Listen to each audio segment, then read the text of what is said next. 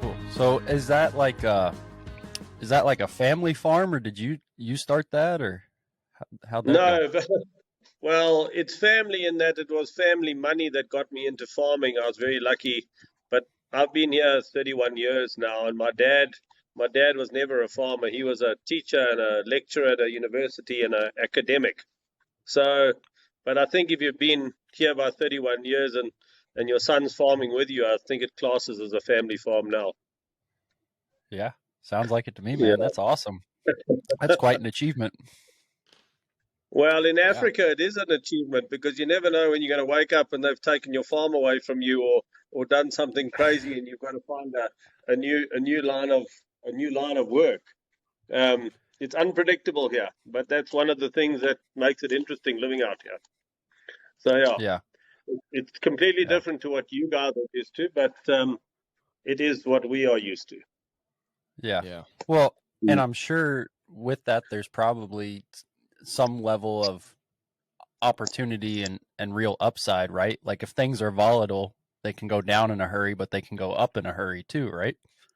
Oh, absolutely, absolutely. I mean, that's one of the beauties of living here. There's always opportunity, and with every bad event comes something good out of it. Um, you're not always on the receiving end of the good, but somebody will be. Trust me. Yeah. Well, guys, we'll get right into it. We're recording, and without further ado, we've had more technical difficulty than usual. It doesn't usually go this way when we do podcasts, but I guess we can't complain. That wasn't bad. But ladies and gentlemen, today we have Bruce Maclarty here joining us from, I believe, South Africa. We'll let him tell you all about himself because that would be foolish to try to explain what he's done. But I do know he's widely considered one of the world's leading best polocrosse coaches. And one of his notable achievements was leading South Africa back-to-back to win the World Cup, which is pretty incredible. I'm sure that was a lot of fun, but an undertaking to be sure. And then as well, we have Raul Desai, who most of you guys probably remember from one of our fun episodes we did in person with him and Houston Hutcherson back several months ago. And I guess Raul just couldn't stay away. I know he's like our number one fan. So we finally let him burst through the lobby and enter into the podcast. So we're glad to have you guys. Thanks for getting on here. Uh, it's good to be here. Yeah. It's Yeah, wonderful. so, You are our you would be our first international guest, which is a big Oh, leap for On the Move podcast. It's exciting for Joe and I'm all about being the first at something. You wanted a bit of history, Ben and Joe. You're right. I'm South African. I'm a beef and sheep farmer by sort of breeding and my day-to-day job. I'm an avid horseman, and kind of have fallen into polocrosse coaching.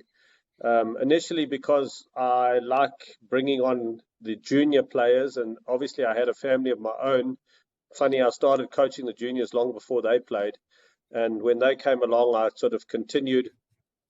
Um, and as I went along, I was reasonably successful with the juniors and then with the seniors. Um, so yeah, I've done a lot of coaching. I've been around the world. It's been very good to me. I've had some unbelievable success, but I've also had some unbelievably ordinary moments. But I suppose that is the life of a coach and a sportsman. You take the good with the bad. You remember the highlights, and you try and improve on the things that didn't work. So yes, I mean, I'm not here to shout about what I've done, but I've had a great time. I think probably the thing I've enjoyed the most is meeting the different people around the world. I'm a terrible tourist. Raul, I was in the States last August, September, and they're like, "What do you want to do? What do you want to do?" I don't want to do anything. I just want to be with people from around the area. I just want to meet the locals. I want to see how they live. I want to see what they eat and drink. That's how I get about, and that's what polocrosse has given to me. A lot of time to meet people and thoroughly enjoy the different countries, be it on a touring basis or because I'm there coaching or because I'm there at a tournament. So in a nutshell, a bit of everything from me, and I hope I can add value to what you guys do. I'm honored to be your first international guest, and I hope it makes the success of the evening. Well, I'm sure out of all of your achievements, being the first international guest on the move is one of the smallest of your achievements, but hopefully we can make it one of your most enjoyable. At least we'll try our Well, best. you never know. You never know. Down the line, it might be one of the highlights. So let's see if we can make that happen. Yeah. Absolutely. Yeah. Absolutely. So we were chatting a little bit before we started recording, and something I didn't realize, Bruce, and it might be a good place to start, given what Ben and I do for a living. We both ride horses for the public by trade, and so we're taking outside horses, training them, and helping people however we can with their horses. But it was interesting. You said over the years, the horses on your farm have kind of become part of the cash flow. Absolutely. I think when you start with horses, you might have one or two, and they're not too expensive to keep, and one or two turns into maybe 10 or 12. I can't speak for you guys, but that's what happened here. And 10 or 12 turned into 60 or 70, and suddenly they get, they're expensive. You have to make a plan that they fit into the way the farm runs. Otherwise, they just become a massive drain.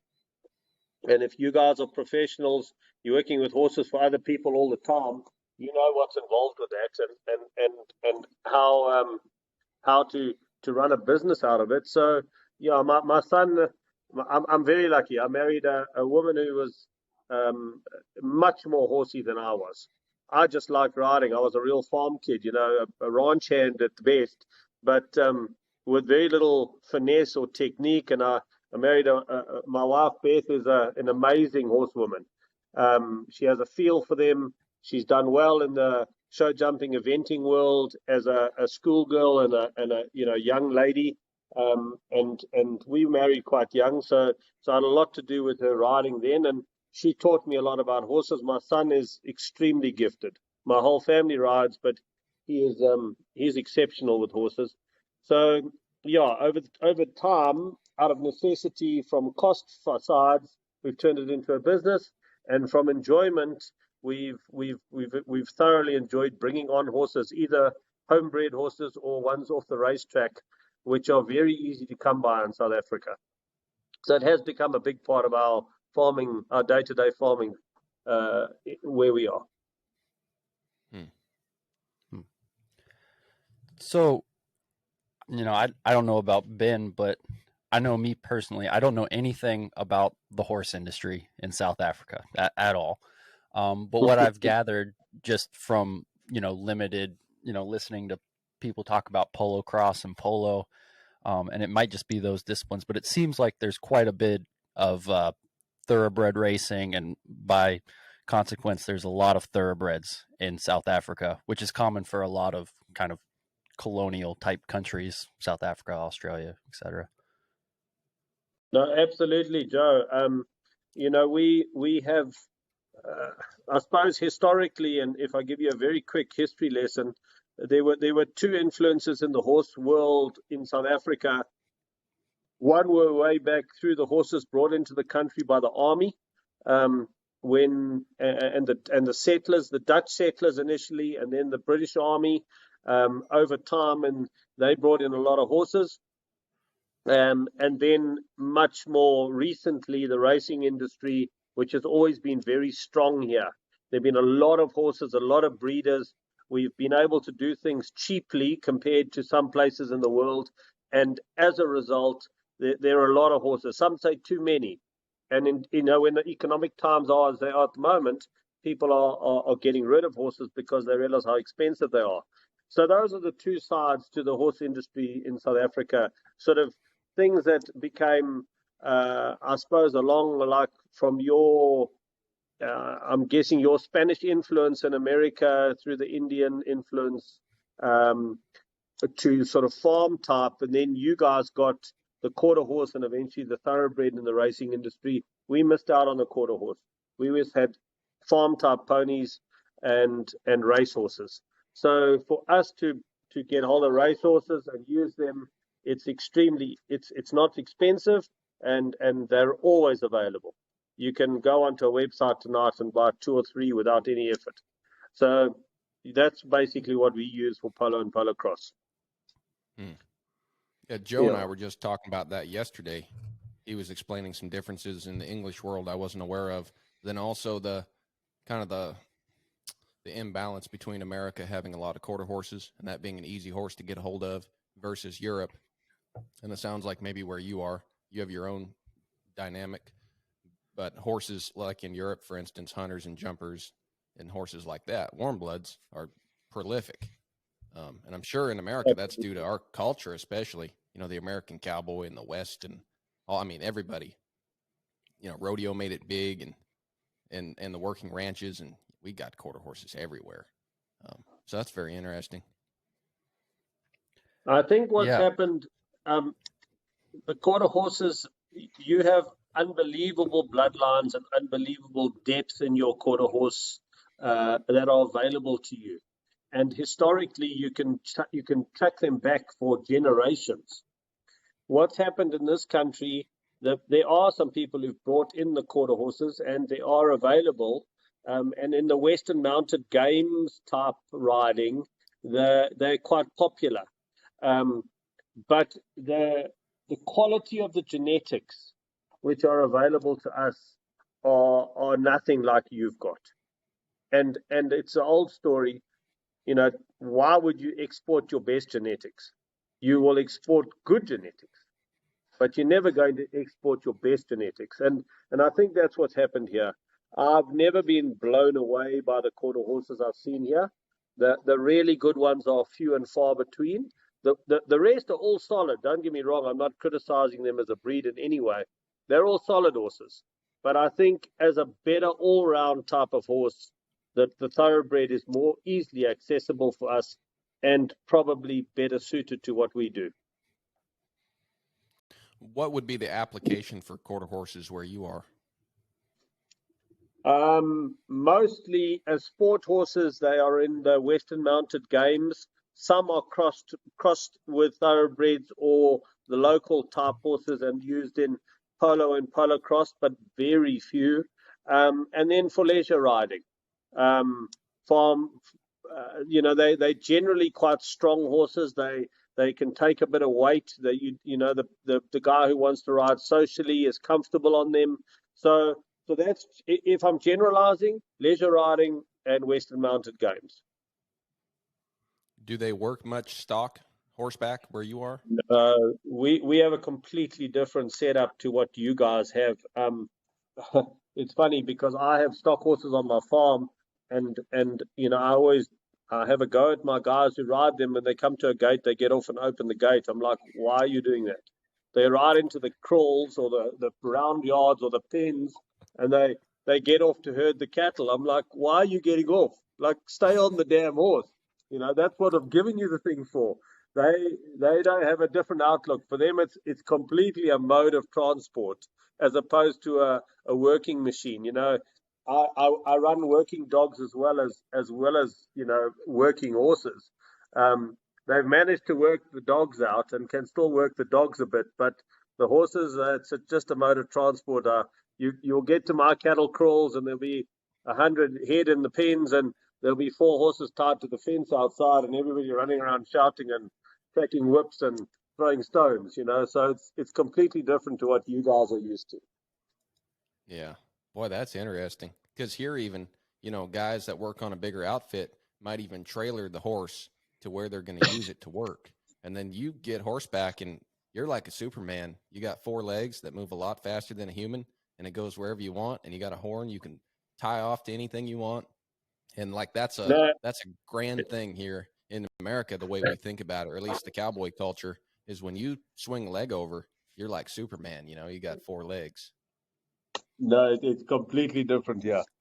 I know of people who trailer their horses to their livestock, and then when they get there, they ride to the livestock, chase it into a pen, and get off, and then work it on foot. So there's a bit of learning to be done, and I'm sure people will appreciate understanding how you guys do things. Fascinating. That's interesting. So then let's talk about polocrosse a little bit, because I assume that's probably what besides the transportation you talked about, that's probably the majority of the horses you guys have. That's their job. What are you looking for in a polocrosse horse? Like when you guys take outside horses or breed homebred horses, what would be your kind of ideal mount? So I have two streams of horses, but they come from different sources. I have my race horses that I buy that are 3, 4, 5 year olds. They've done their racing career, and they come to me for not a lot of money, and if they work, they either become designated as a polo type or a polocrosse type, and I'll explain the difference. And then I have my homebred horses, which take a hell of a lot longer to produce. We bring them on gently, and again, most of those are bred out of polocrosse type mares, so they more inclined to be polocrossy types. Of the two streams of horses, polo makes me more money than polocrosse. So I'm quite happy to pick out the bigger number of horses to go the polo route, because the polo, effectively those sales pay for the polocrosse. In terms of what we look for, polo in this country, and if you look on the RG Open and the RG horses, every single one of those RG horses would play polocrosse. But in this country, it's more patron based. It's not as high a standard. They want steady, easy to ride, well balanced horses with a good mouth that don't get hot. They can be lateral, but they must be steady. Polocrosse, you want something with a bit more zip to it. It must be on its toes. It must be lateral. Must have a good mouth. Must be able to come around quickly. I'm not sure what term you use it. Roll back quickly or spin around quickly. I don't like the term spin. I prefer the roll back. But they must be nippy and forward going. You don't want to ride a polocrosse horse that you've got to use an excessive amount of spur or whip to make it go. It must just go, and it must come back to you quickly and easily, and be light in your hands. So the polo can be a bit more quiet and steady, and the polocrosse must have a bit more pizzazz to them. In a nutshell. And I very quickly decide when I ride them off the racetrack, because that's where the majority of my horses come from, which route they're going to take. And so when they come off the racetrack, what would, obviously it depends on the horse, but what would you say the kind of turnaround between being purchased to going and doing their job and maybe eventually being sold? What are you kind of looking for there? Look, I very rarely sell a horse under 6 months, having received it off the racetrack, and if I turn it over in around 6 months or slightly over, I've done exceptionally well. Normally, I work on a year's cycle, and if we pick a horse to stay in our yard, and bear in mind, we only keep 2 to 3 a year of the whole bunch that we get. And we're not trading a huge number, between 20 and 25. We only keep 2 or 3 maximum. Those horses take a further 2 years to produce. So if I've got it, it'll take me 3 years to get the horse to the level that I want. Gotcha. How does that compare to what you guys do? Oh man, that's a very, I can let Ben chime in, but for me, that's a very open-ended question, because, I might get a 2-year-old that they just want started, and maybe they're going to bring it back to me a year from now. Or I might get something that's 14 years old, and it, just bucked them off and broke their ribs, but that's their horse and they love it, so they're going to spend the money with me to feeding it for try to fix it. Yeah. And I mean, that's probably again, I'd be curious to get Ben's perspective, but I think that's a big difference between the United States and a lot of other countries. Like, for example, you guys, I'm not, like I said, I'm not familiar with South Africa, but I have Sure. spent time in Australia where um, Americans are very willing to like pick a horse and just kind of unload the bank on that one horse, because there's a lot of hobby horse owners here, kind Yeah. of people who got one or two horses in their backyards. Now, that's not to say we also obviously have big outfits, breeding horses to be ranch horses, performance horses, polo horses, what have you, and they probably have a line of decision making closer to what you're talking about. But there's a lot of people who have, just a couple horses in the backyard, and that's going to be all of their fun money, and all of their fun time is going to be devoted to spending time with that horse. Mhm. So, No, it, I've come across that in England as well. People who do what you do, and I can fully relate to it. And I can understand why you can make a living off it, because just through sheer horse numbers, there are people that need help. And you're right. We start ours at 2 years old, like you might turn them away until they're 3, bring them back in at 3 to do a bit more work, and then I generally turn them away till they're 4 again. And once they're 4, they come in, and then they become part of a program, starting with the young horse string, learning the basics of, trotting out with that lot and tying. And that, I mean, they can tie up by then, but they become part of the system. So, yeah, and from there, my homebreds don't play a lot until they're about 6, and that's when I find they stop growing, and then I'm happy to put a bit of pressure on them. But for me, they're not it's a marathon with them, not a sprint. The thoroughbreds, you can sprint a bit more. They've had a whole heap more riding and a whole heap more work, but once you pick out some really good ones, then go back to the marathon approach, and just bring them on slowly over 3 seasons. Otherwise, you find they mentally can't cope with it. Yeah. Well, like Joe said, definitely in our part of the country, the majority of horse sales, like the average person that would come to us, their purchase was based much more off of emotions, maybe, or how the horse looked, or Yeah. where they were, What who they color? knew, what color, stuff like that.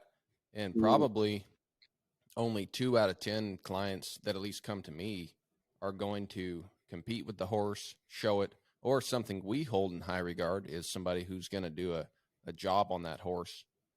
Whether they make a living or they're more of a hobbyist, actually use it for actual work. So that the majority of people, they're going to trail ride, or some Yeah. clients, they'll take a horse home and they don't really even ride it. But I think, at least where I'm at in my career, come talk to me in 10 years. Maybe I'll be much more specific about what horses I ride and have kind of a genre or two that I Yes. stick to pretty closely. But right now, that's more of a personal choice. The horses that I would keep on personally, I know what I want to do with them, and I know what I'm doing with them. And even the type of horsemanship that I do and who I learn from, that's pretty nailed down. But as far as like who the customer is, and something I want to hear more from you about, but as far as like making the horse not only like carry his weight, but add to the income of your farm or your place, your barn or ranch, even to the point where, say, you're a cattle ranch originally, now your horses bring in more money than what your cattle herd did. And you do it in a way that's ethical and you're happy with, and you're building a good brand and a good client base. And I think right now, I mean, my options are pretty open, and there's a couple of horses I'm looking at selling now, but I'm trying to figure out, because I kind of have the grace, the opportunity right now, you could say. I'm not in a pinch, and I'm trying to figure out who I want to sell through or who I want to sell to, and kind of do it like very intentionally, so that as I get into that more, I'm like proud of what I've done, and not just kind of sold horses because I needed money and, Ben, do it that way. I've always lived by two things, and the one was the first one, which I'll tell you now, was demonstrated to me by a guy who came from Australia and lived in South Africa and was an extremely good horseman. But he ended up selling horses that weren't quite ready to the wrong people for the right money. And I always said to my wife, the day we have to put bread and milk on our table by selling horses, we're in trouble. Because if you have to eat because you have to sell a horse, you're going to sell the wrong horse to the wrong person, and it's going to come back and bite you. So that's the first thing I try never to do. I don't sell horses because I have to. I sell them when they are right to go. And then secondly, you've got to be smart enough to pick the right people for that horse. Because if you can minimize the number of comebacks or problems or issues down the line, you minimize the amount of negative publicity that you're going to attract if the horse doesn't work out. And you know what it's like at a pub or a bar on a Friday night, and some guy says, "Oh, Ben sold me this horse and the bloody thing bucked me off." Then by the time that broken telegraph story gets back to the next Friday night, that horse is vicious, uncontrollable, dangerous, three-legged, blind in one eye, deaf, and it's got the wrong coloring. It goes quickly like that in the horse world. So don't sell horses to put food on the table, and make sure you pick the right people to ride them, and then you generally stay out of trouble. It's not a perfect science, but it's certainly a good basis to start from. So that's how I try and do it. Yeah. That's good advice. Yeah, Raul was chuckling that time.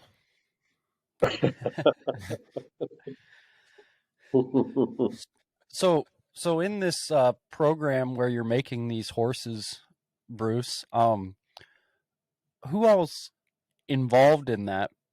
Because the numbers you're talking about, 20 horses a year or something like that, I assume you're not out there all day retraining them or something like that. So that's a very fair assumption, Joe. I mean, very fair. Yeah. Okay, so typically, as I say, it takes me a year on average to bring on the horse to the point where I'm ready to sell it. So every year, there's one group of horses I haven't told you about and I haven't discussed yet. I also look for horses out of polocrosse or polo that aren't working for people, so that you can bring those on in a shorter space of time by fixing their problems, a bit like you guys are doing, but in a different circumstances. So I look particularly in polo for horses that, when the guy's in the pub on a Friday night and he says, "Oh, take this bloody thing, I can't ride it, it won't stop." Those are the horses I go and fetch. Because half the time the guy can't ride, and the other half he's got the wrong bridle on it. And if those two halves aren't the problem, generally the size of the polo field is. And many horses that don't work on a big polo field will work on a small polocrosse field. So we collect those horses, we bring on the horses we buy off the racetrack, and we have our own homebreds. And they're groups of horses, I'm sure, like many polo setups do. They have different ages, different abilities, but in groups of horses. I'm very lucky that we have anywhere between 4 and 6 grooms that are capable of riding and doing the basic exercise leg work. But all the schooling work is either done by myself, my son and daughter, or various young friends of theirs that we trust to ride our horses. And to be fair, without those younger riders, we would be in trouble, because you physically can't get through enough riding and playing to get experience into them as I expect them to be before I sell them. So it is a bit of a juggling act between who does what. But my grooms do the basic work with the trotting work, the fitness work. The family does the coordinates the riding and the schooling and the playing, and somehow it all seems to come together. So yeah, it's a lot going on, but it works. How many Yeah. horses per day are being schooled at your place? At the moment, we've got 25 that are trotting every morning, and there are another 10 or 12 that are being either ridden or worked with in some way. That 10 or 12 might go to 20 if there's a real young group in that are just being tied up and brushed and played with their feet, or having side reins on, or being long reined or something. But the numbers vary on a day-to-day basis. And the 25 that are trotting, when we get into the season, that whittles down to probably 15, where the mainstring are working, and the younger ones are not getting as much attention as the mainstring. I don't think you have to have overly fit horses to sell them, but and that's why I don't trot the horses that are always being for sale, but they will be being ridden or worked in some way. So yeah, anywhere between 15 and 30 horses at any given time, which is a fair few. Yeah. Yeah, that's respectable. That's enough to keep you going for sure. Yeah, if you count the other work on the farm, and the days get pretty short and the hours get few, but we make it work. Oh, yeah. I think anyone who works for themselves kind of ends up in that situation. So Yeah, you got to absolutely. keep going. But if you're not prepared to do it and you don't enjoy it, then you would go and get a job and work for somebody else and go home at 5 o'clock in the afternoon. I think both you guys are lucky enough to do something that you clearly are passionate about, because that's the one thing about horses. If you're not passionate about it, people lose motivation very quickly and move on to something else. Yeah. Yeah. I think I've said it before on here, but every now and then I'll run into like a local trainer around here complaining about horses and complaining about what they're having to do. And I'm like, well, if you don't like it, there's a lot easier ways to make money than trying to ride horses all day. So if you don't like it, there's really no point in doing it. Absolutely. Yeah. Look, I mean, I do get people, and I think Rahul probably falls into this category, who would love to spend his days riding horses, but from circumstance and family and availability of where he's living or what he's doing, he has to do something else. But and we mustn't make it sound like there aren't people out there who don't care and wouldn't do it if they could, because it's absolutely, I'm sure there are many people who would give it a go, but we must always consider ourselves extremely blessed that we can do what we want to do on our own terms. Yeah. Gotcha. So I guess this will be a good time to talk about something else I wanted to address with you, Bruce, because as we said at the beginning, you have quite an accomplished international career. How I'm sure, for example, your son, and everyone else on the property who goes and plays regularly, they probably have a string and they've got some go-to horses that, they hop on that horse and they just feel kind of invincible when they go and play, right?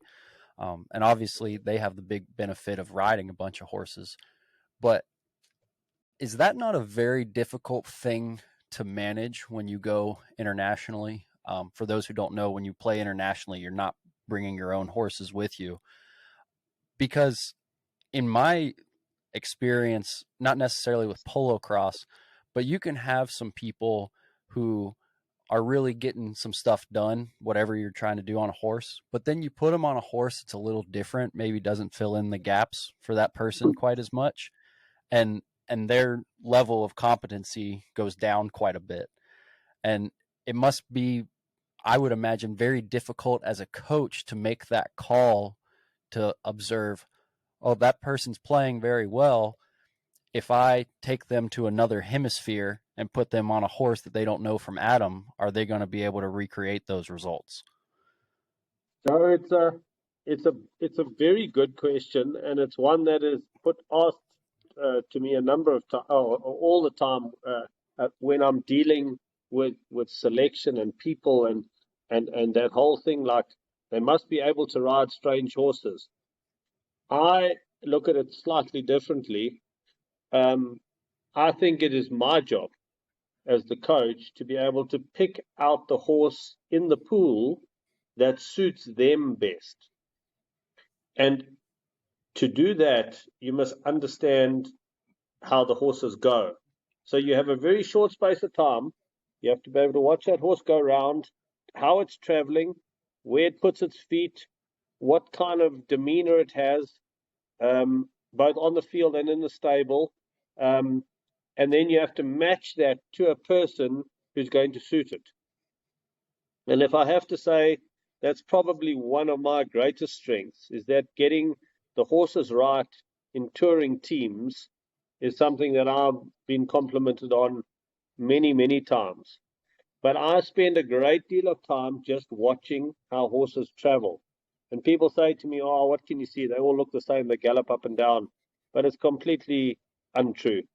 The way they go, the way they stop, the way they move their legs, where they carry their head, how they react to whatever bit they have on them, all of that tells me how they're going to go for certain people in the team. Now, as you can probably imagine, in the team you probably have, if I'm characterizing people, you have the person who's very picky. They will only ride X or Y. Then you'll have the person who can ride the difficult ones, but it may not be the greatest horseman or horsewoman. And then you have the person who can ride just anything. It doesn't matter what you put them on.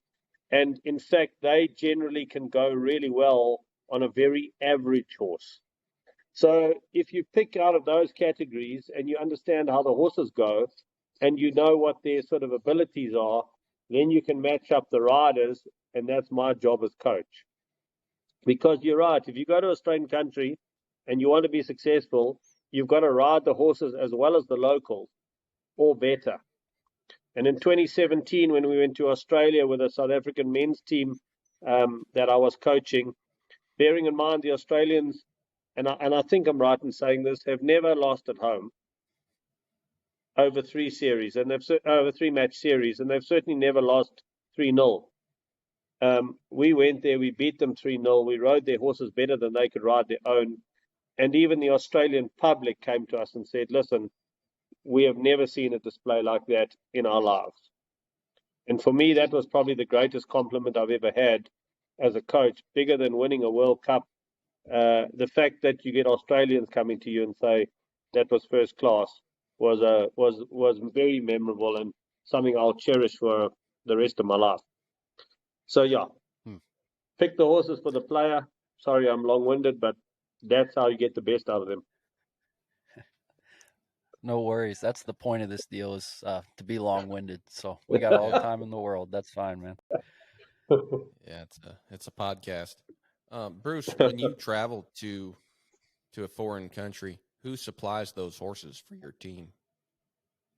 No, when you go there, generally the players in the foreign team have to put up 3 or 4 horses each. Horses are pooled. A quick history lesson. Back in the day, they used to bring 2 horses.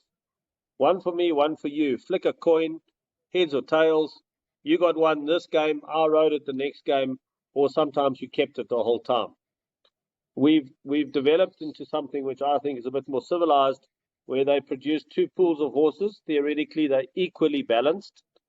Flick a coin, and each team gets a pool of horses. And they keep that pool for the entire series. The advantage behind that is it allows the visitors to grow and understand with their horses a bit better. And it also forces the players, both teams, to look after their horses. You know, spare horses. What you got is what you play. If you lose one because it's lame or is tired, well, you should have managed it better. And it encourages good horsemanship. It encourages the visitors and the home team to look after what they've got. So I like that system. But those horses are all put up by the home country's players. Whether they own them, whether they've borrowed them, it doesn't really matter. But the pools are split equally. Okay. Yeah, Yeah. that makes sense. Yeah, if they didn't have those rules in place, that would be a good opportunity for that home team to give you some crappy mounts. Be like, Well, hey, good funny, luck, man. in polo around the world, that's exactly what happens. When you go touring, the home country rides their horses, they borrow a whole bunch of horses, give it to the visitors and say good luck. And then they wonder Really? why the home country generally wins. Wow. Well, polo as a culture is all about playing with house money anyway. So Absolutely. Absolutely. Absolutely. So, yeah. yeah. So without giving away too many trade secrets, you talk about that being one of your greatest achievements. How do you yourself and your players prepare to go out and have a performance like that where you outride the locals, quote unquote? Um, I think there are two sides to winning something like that, and preparing for any big series. Firstly, you've got to understand the type of horses you're going to come across, and every country is slightly different. Australia and New Zealand are more Australian stock horse type horses, very little thoroughbred influence. They travel in a different manner to the thoroughbred. They've got a lot more handle, theoretically. They maybe not as fast, which is something you don't say on a Friday night in a pub when you're in Warwick or Albury, because that could create a whole lot of unhappiness. Um, they are generally shorter horses, short in stature, but very nice to ride. The other thing that goes with that is understanding which players are putting what horses in the pool, because you two probably ride differently. You might do the same job theoretically, but you ride slightly differently. So if I'm getting a horse from Ben, I must ride it in such a manner. If I'm getting a horse from Joe, I ride it in that manner. So I do that kind of background checking as well, which horses come from where. Thoroughbred horses, if you go to England, Zimbabwe or Zambia, those horses travel very differently to the stock horse, quarter horse type horses. So understanding the horses is the first thing. Understanding who owns them is the second thing. And from there, you can build up a plan of how to ride them. Then, and for me, even more important than the horses is the mental side. The mental side of polocrosse or any sport is fundamental. If you approach it in the correct manner, whether about riding horses or playing the game, you're highly likely to be successful.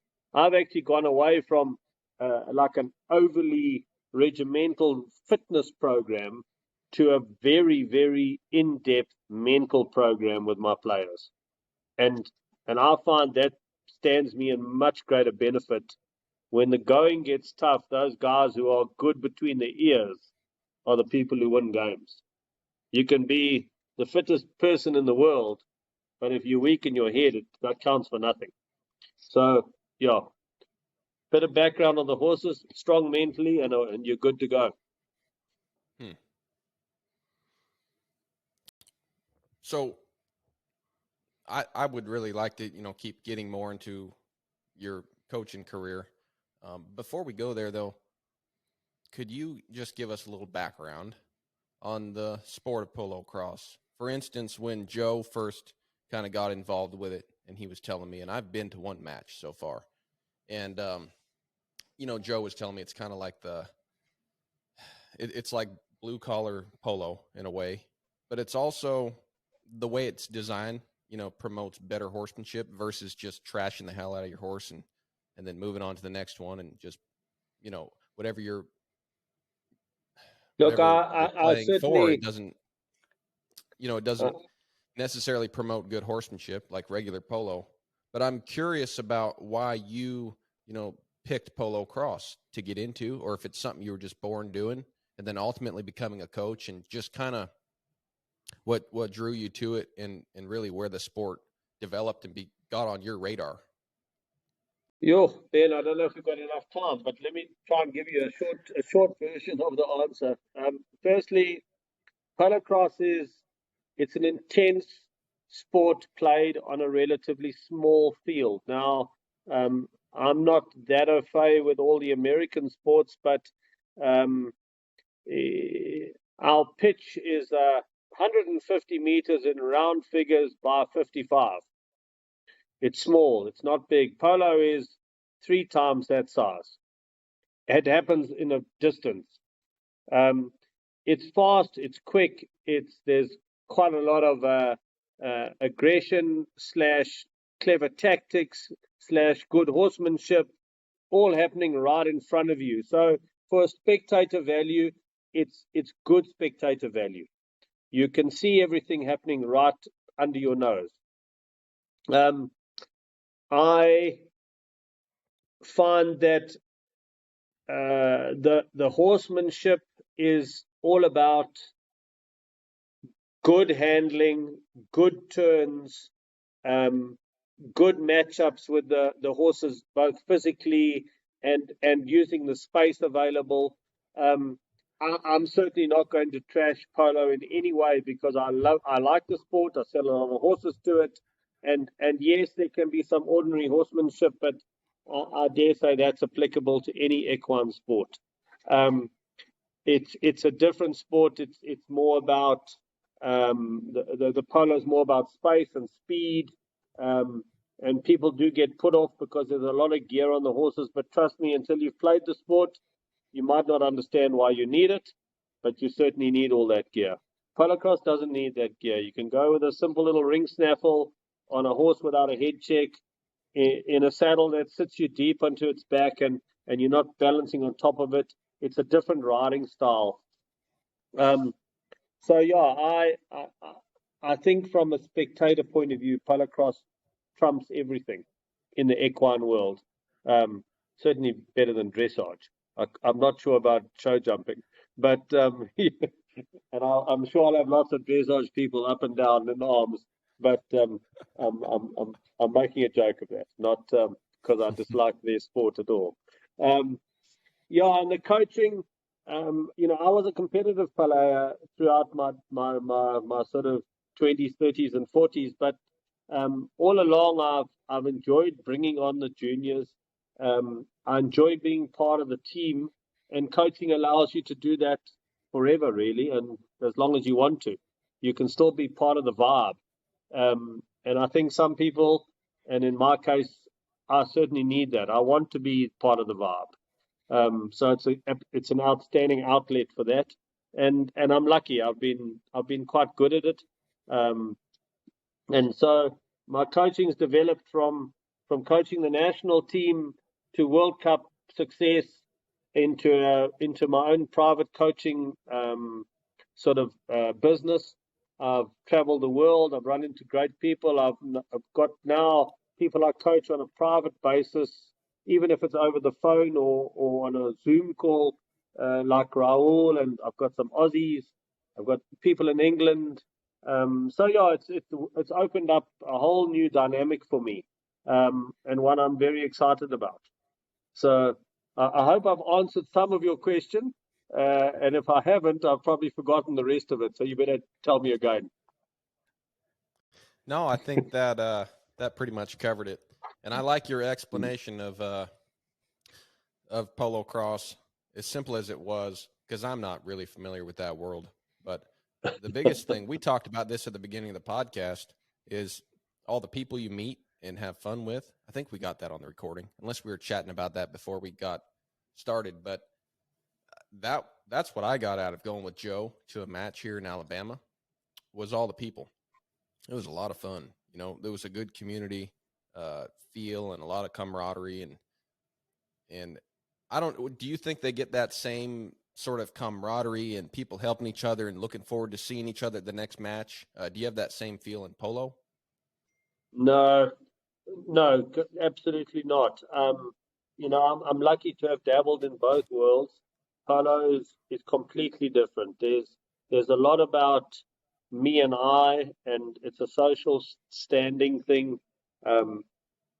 there's some very good horsemen. There's some very good patrons who keep the game going with their money, and there's some very good pros who make a great living playing with those patrons. Polocrosse is an amateur sport.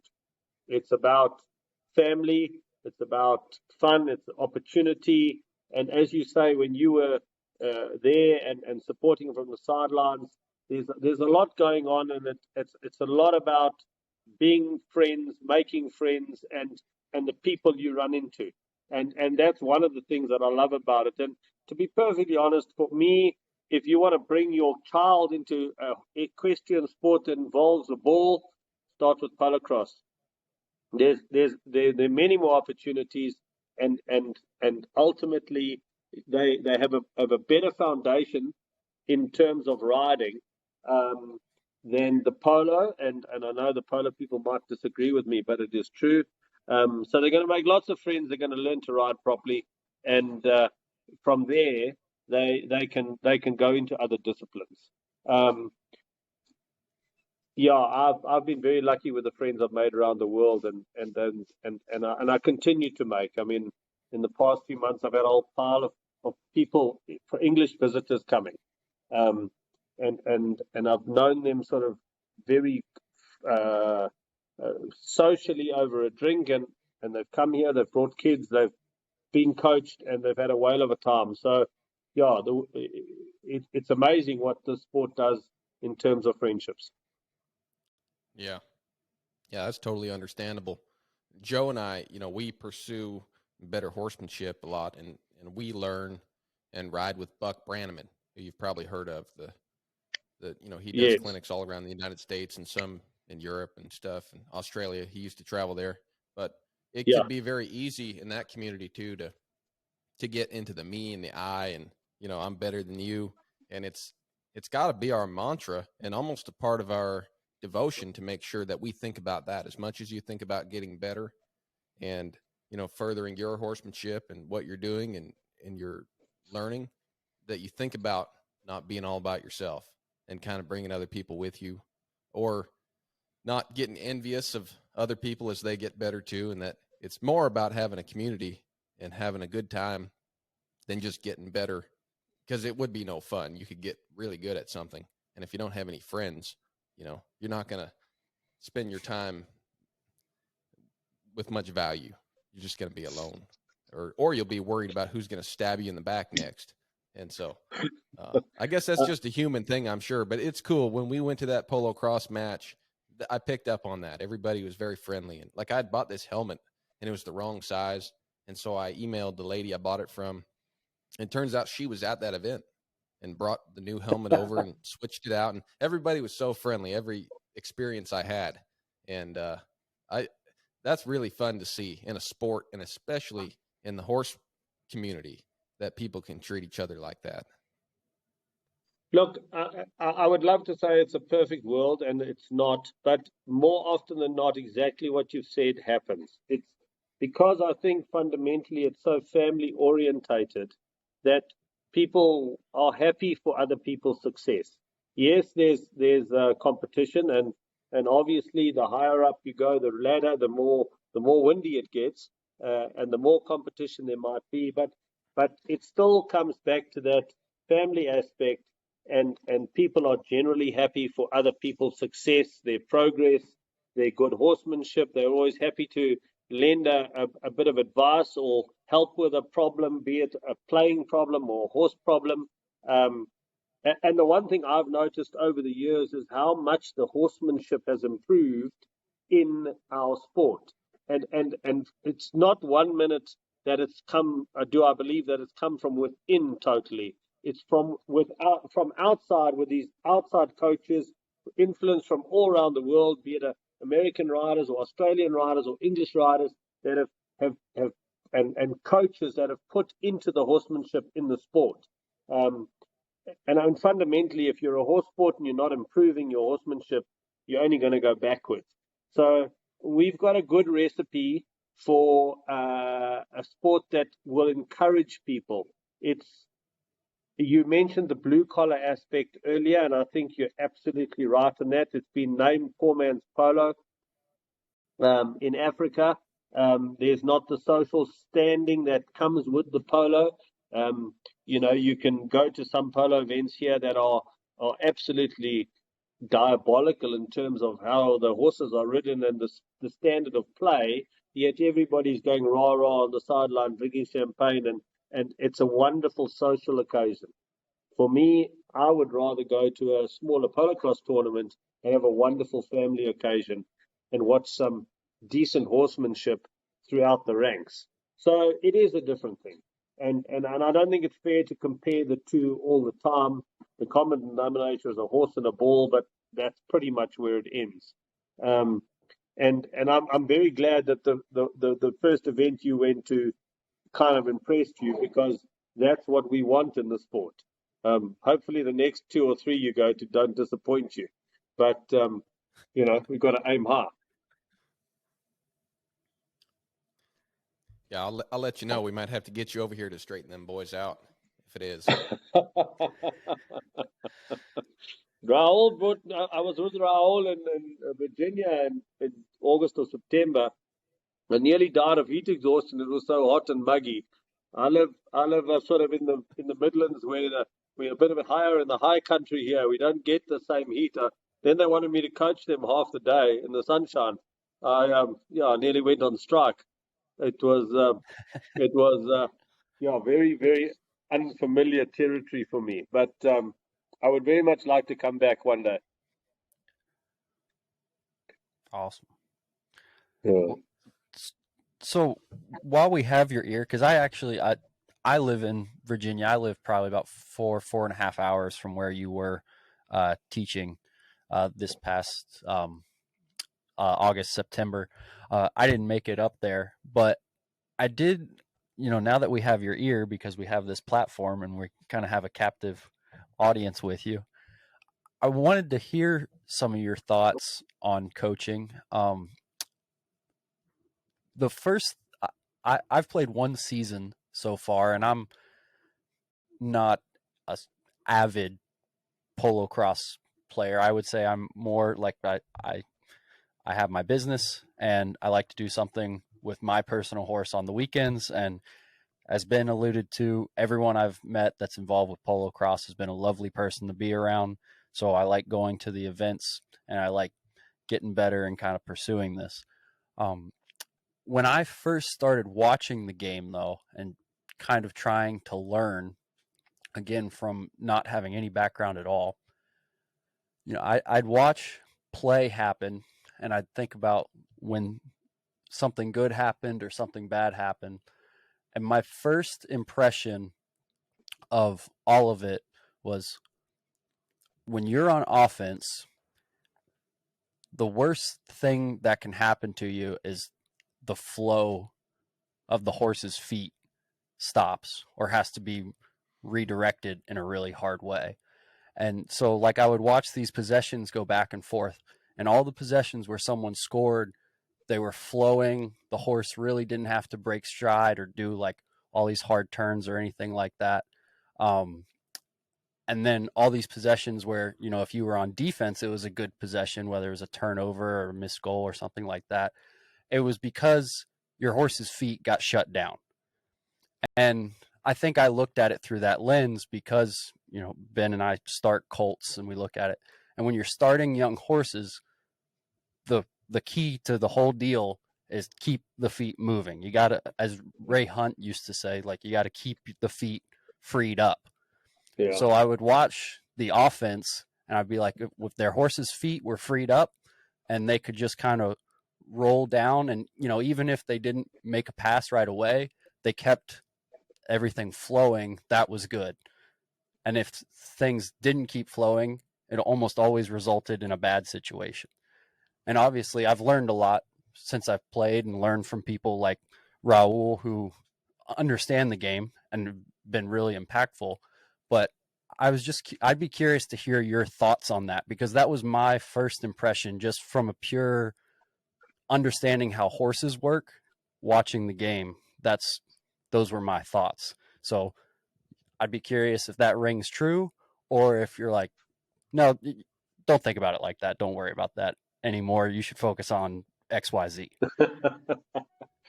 No, I think you're absolutely right, but I do have to chuckle because your offense and defense explanation is so strange for me being South African, where you're either attacking or defending. I've got to get my head around offense and defense, but yeah, okay, I've got that. I worked that out. Forget about polocrosse and horses. Think about basketball, ice hockey, um, any of those team sports where you move a ball around. If you're playing into space with momentum as an attacking team, you are generally going to be successful provided your skill level is such that you don't drop the ball or miss the pass. So if your horse is traveling and can stay traveling, and your skill level allows that the ball goes to the person who's going to score that goal in an offensive situation, then you are generally going to be successful. If your horses have to stop and turn around and defend the whole time and go back and retrieve a ball that you've left behind, then you have to rely on having horses that are going to outplay the opposition, firstly. Secondly, you're going to have horses that start to run out of energy, because you'll probably understand that a horse has really only so many turns in a game.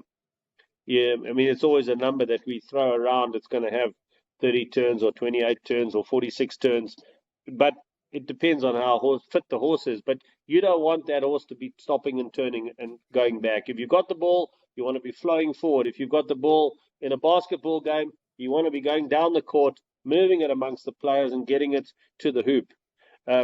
It's no different. Polocrosse is exactly the same. It's a very simple sport. Take a rubber ball, get it down the field, get it over a white line, and chuck it between two white posts. I mean, how difficult can that be? We make it difficult by, introducing lots of clever tactics and maybe playing it without the correct skill level. And that's the third time I've mentioned skill level in the last minute and a half. And it's something that I'm very, very big on, that you cannot play in a successful team, regardless of the level, if your skills can't match those of your horses. You spend all this time getting your horses right. Get the horse traveling well, get the horse to have a good stop and a good turn on it. You get it balanced up and good, but then the rider can't pass and catch. I mean, how's that going to make you a successful combination? So you were right, Joe, that if the horse is flowing and the ball's flowing and the space is being used correctly, it's easy and the goals will come. When you start to make mistakes and you have to defend and turn back and what have you, you're going to end up being unsuccessful. But there are two sides to this horse sport, the horse side and the bull side, and you've got to match them up. And that's my job as a coach, to make sure that my players are upskilled to the point that they're not going to lose. And funny, that was one of our mantras 10 or 11 years ago when we took on the job of beating Australia. Was, bear in mind, Australia they're the world champions, have been forever. And nobody really has given them a run for their money. I figured out that if we had to ride their horses as well as them, then we had to, even if we didn't ride their horses as well as them, and we had skill levels that were way better than them, we could beat them. And obviously the goal was always to ride their horses well and have good skill levels. And that's where we got to when we ultimately had won 2 World Cups and beaten them at home. And I did lose in the last World Cup in Australia, but that was in the finals, and finals are always unpredictable. And I don't take it as a slight. I just take it as an honor to get to the finals of a 3rd World Cup. So yeah, again, long-winded, but hopefully you can make sense of that. No, that's great. That's a awesome explanation to think about. Well, I hope you got more than just water to think about it, because I'm about onto my 3rd beer here, and I'm worrying about you guys having to work this afternoon. Well, I've I been think putting a little whiskey in my vitamin drink here. Okay, Yeah. well, that's good. That's good. Yeah, I think I saw Ben with the Buffalo Trace or whatever that was a little earlier in the episode. He's trying to be slick with it. Yeah, try not to keep that cork popping sound from getting into the audio. Bruce, I've got a You question can for always you, and this edit is it out changing later. gears. Yeah. Yeah, we're going to make use of you. But this is changing gears slightly, but still in the coaching area, but working with people.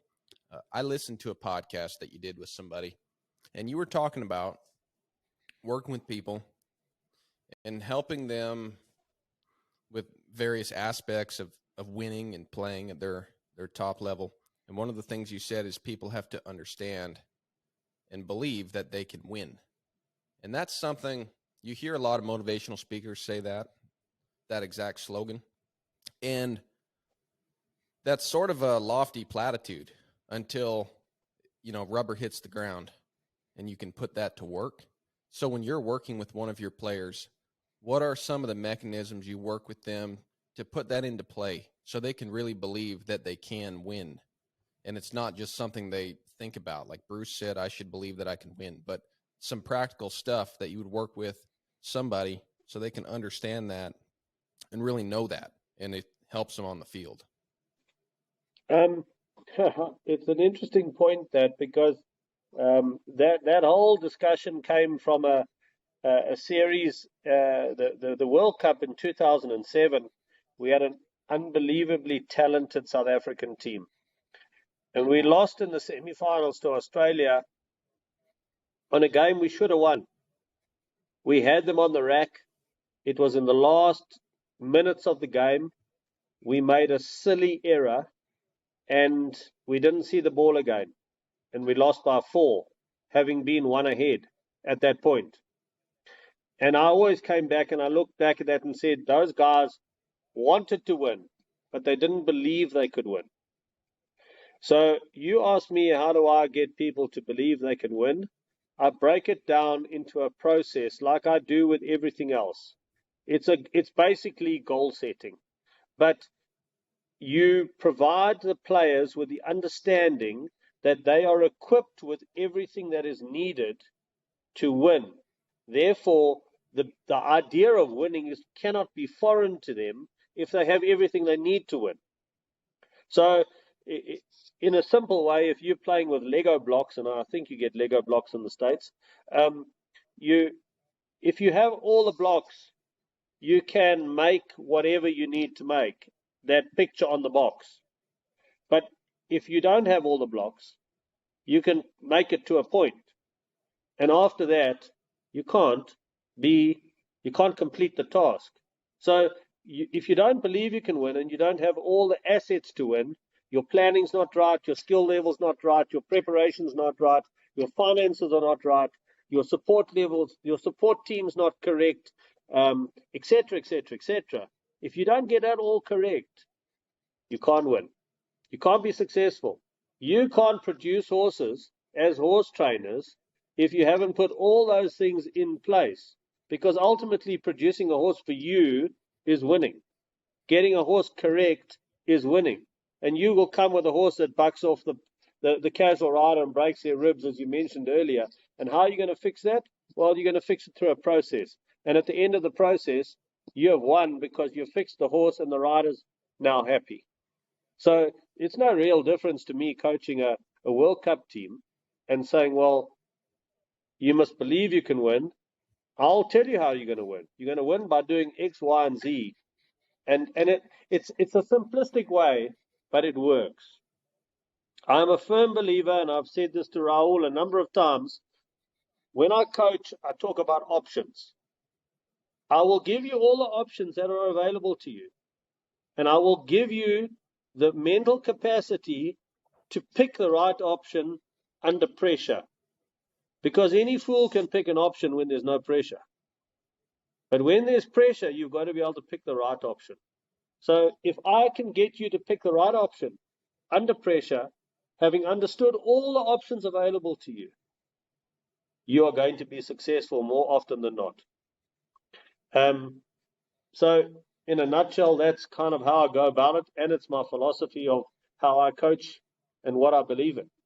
That you equip people with all the knowledge they need, and then you empower them to pick the right one.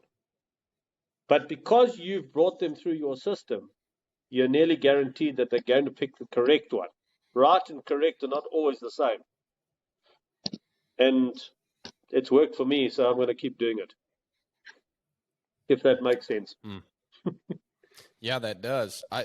That's really cool because kind of breaks down some of the mechanics of what it means to, believe in yourself or believe you can win. That kind of puts boots on it. I appreciate that. Ben, that's a little bit more of it's a roadmap kind of to success there, where you can check yourself.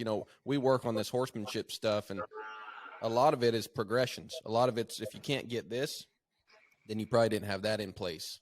And if you can't get that either, you better go beyond that and find out what it is you don't have in place that you needed to have in place before you could move on to the next thing. And it sounds like from what you're saying, you have to have a good mindset and a positive mindset, but you have to kind of check your list off and say, am I actually set up for a trajectory of success before I go ahead and kind of dump all my chips on that table? No, absolutely.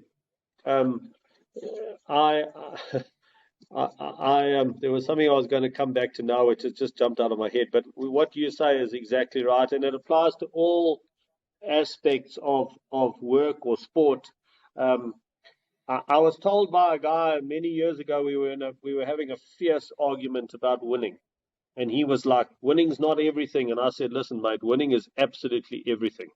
If you don't win, it's pointless doing it." But in hindsight, what I didn't understand at the time was that there are different levels of winning. Not always coming first is winning. Being successful or getting to a point or achieving something you've never done before, but still being part of the pack can be seen as winning. And I've subsequently incorporated that into my mindset of the whole winning as in terms of coming out ahead of everybody.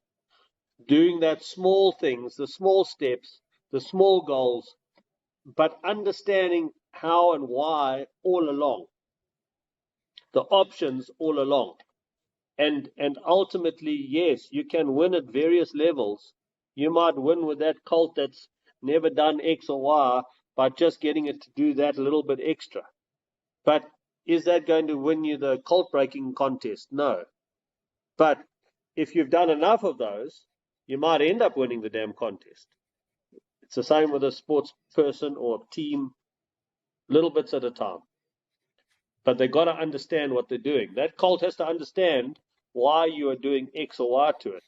Otherwise, it's never going to do Z. Simple. Same as a player. I can see Raul nodding his head at the bottom there, so he's obviously in agreement at some point, which is good. Bruce, the coolest thing about that philosophy, and I'm sure you probably realized this after you decided to take that coaching philosophy, that puts quite a bit of responsibility on you as a coach to know what building blocks are needed for success, right? Because the only way that system works is if the roadmap is accurate, if that truly is all the blocks you need for success. So that obviously it's on the player to go out, execute, get all their poop in a group, so to speak. But they have to, if they're buying into your system has to work. And I bet starting out that was tough because it wasn't, maybe you as a coach weren't as proven. I think, Joe, what happened was that over time I grew into the philosophy by virtue of experience and opportunity. I certainly didn't just wake up one day back in the early 2000s and say, gosh, I'm going to do it like this, and this is my philosophy, and it's going to work, and I'm going to be good at it.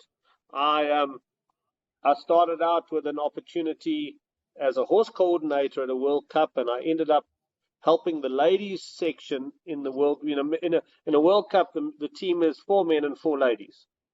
Normally, one coach, a manager, horse coordinator, etc.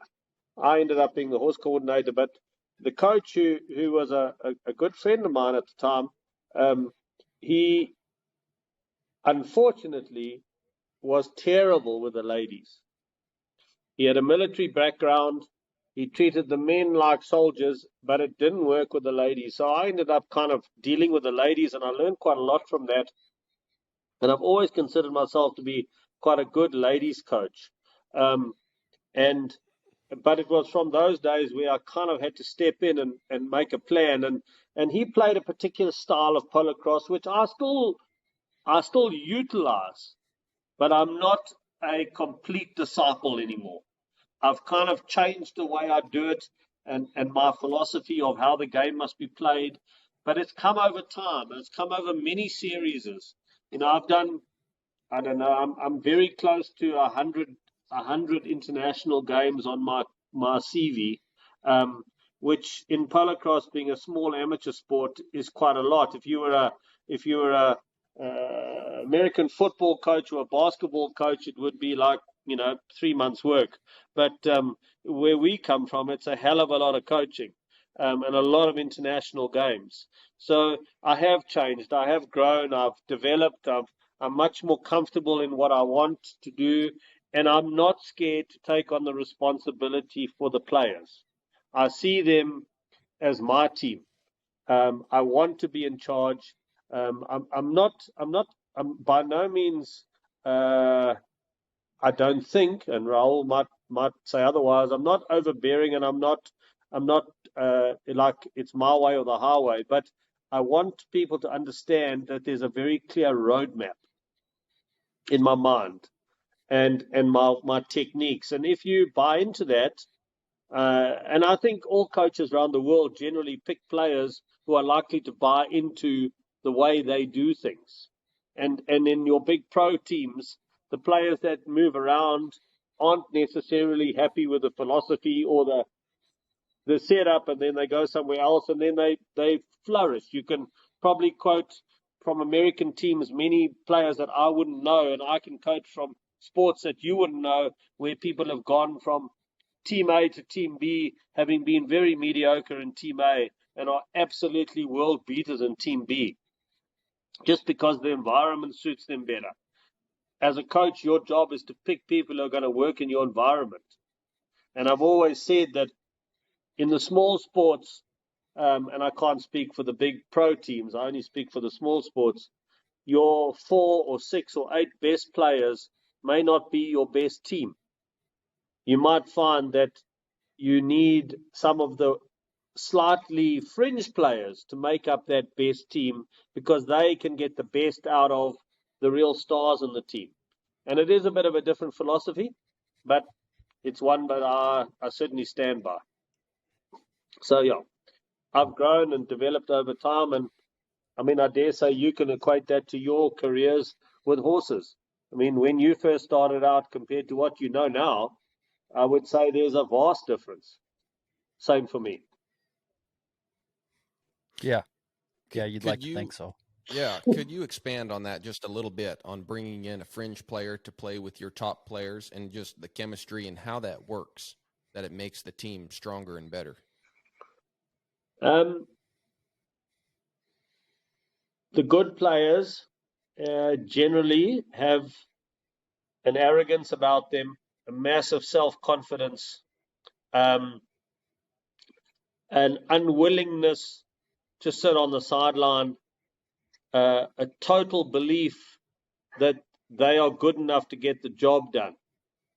Now, in a team of polocrosse where you have, now I'm talking now when you're touring, not a club team, when you're touring on a national side, you have 4 men and 4 ladies. If you have 4 men and 4 ladies who are all alpha dogs, there's going to be a massive fight at some point, because somebody's got to sit off, somebody's going to play less. It just doesn't work.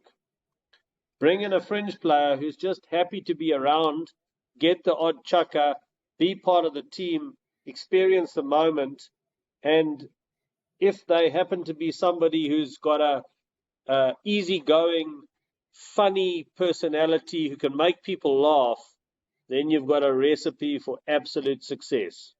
You've got 2 or 3 alpha dogs, you've got a fringe player, you've got one competent player, and everything gels. But make that 4 people of similar attitude, it doesn't work. And I've seen it time and time again. And it's hard on the really good player who might not get in, but sometimes that blend of personalities coupled with the abilities and how the whole dynamic's going to work leads to success as opposed to having better players there. I can quote a thing back in when I first started coaching in the World Cup environment. We were short of lady players in South Africa, and we had 3 good players, and we were scratching for the 4th player. And I went to a young girl during the selection process, and I said to her, if you played 1 chukker a game and went to the World Cup and were part of a team that hopefully is successful, would you want to go? And she was like, I would love to go. I would do anything to go. I don't even have to play. I just want to go. I said, right, you're the kind of player I can work with. And that's a very simplistic example, but it was absolutely crucial to our success in England in 2011 as a South African team. We had this young lady who was just happy to pitch and play the odd chucker, but she made everybody laugh. She felt it made the good players feel like they were special. She had a great personality. Look, she was a good player in her own right. I'm not saying that she was bad in any way. She was a good player, but it just worked. It just gelled. And I've seen that more often than not. And I'm sure you can look back in the basketball history of college basketball or pro basketball, and there will be exactly those same cases where the odd fringe player makes a team work. But yeah, in polocrosse it's tiny and compared to other sports, and it certainly is very relevant that. That makes sense. It's like you're working around just human behavior. And like we were talking about earlier, it's not a perfect world, and people are going to have some pride, or some people are going to be too humble about themselves. And so you can't fix that in the moment, but you can put it together in a collage. You can fit everybody together the right way, so it makes a winning machine. Absolutely. Absolutely. Yeah. It seems like, Bruce, in your coaching career, to become better, you've had to put a lot more effort, or maybe not effort, but spent a lot more time having a deeper understanding of the psychology and the social dynamic than maybe the strategy or the horsemanship side. Because every time you talk about success, you kind of refer to that stuff. And I mean, I could be wrong, but I guess I hadn't really thought about how important little understandings like that would be to having a successful team. Joe, in 2010, I was very lucky to be introduced to a young psychologist who had been a champion South African swimmer. She had done Commonwealth Games. She'd been on the fringe of the Olympics.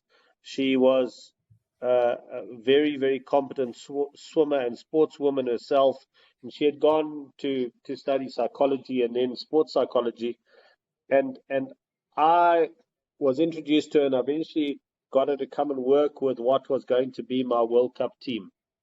And from there, I developed a very, very good understanding of how important the mental side of the game was. You know, that whole rah, rah, rah, come on, guys, big hug before the game and go and play. it's cool in the movies, but the mental side wins you the game.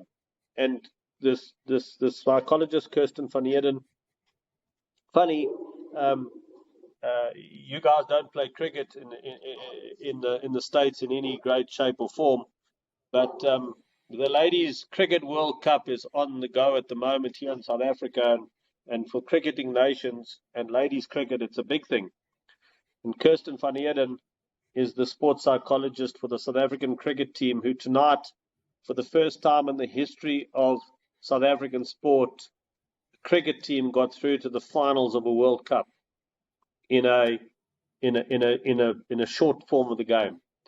Now, that's the second World Cup team that she will have taken to the finals, she's taken us to 3 finals, and now the cricket ladies. The mental side of sport is huge. And once you start to understand it, and I'm not an academic, but once you understand it and you believe it, that is probably the critical statement there, believing in it, and the value it can add. Then you start to develop a sports team or sports people into people that are very hard to beat. And I've seen it in every single team that I've coached. You have the believers, the non-believers, those in the middle, and as soon as people start to see the value, the team becomes successful. So, yeah, Joe, it's hard to quantify, and it's very hard for me as a non-academic to put it into exact words, but the benefits are huge. And I won't go anywhere without a sports psychologist. That's very interesting. Yeah. It makes a lot of sense, though. Yeah, I would leave the dietitian. I'd leave the physio. I'd probably take a physio, but I'd take the fitness guy. I'd leave them behind. Fitness and dietitian can stay at home. Take a sports psychologist and a physio. Those are the 2 people you probably need. So, yeah. And somebody who can carry a cool box full of beer. Yeah, gotta have that guy. There you go. Gotta prioritize. Well, that's awesome, because maybe it's because I've never coached. I've played a lot of sports, and in retrospect, maybe the mental side is something I've been lacking in those realms. But from the coaching side, you're a kid, maybe you grow up playing like video games or something like that, and you think it's all X's and O's, right? And you just call the right play, or start the right lineup, and that'll work itself out.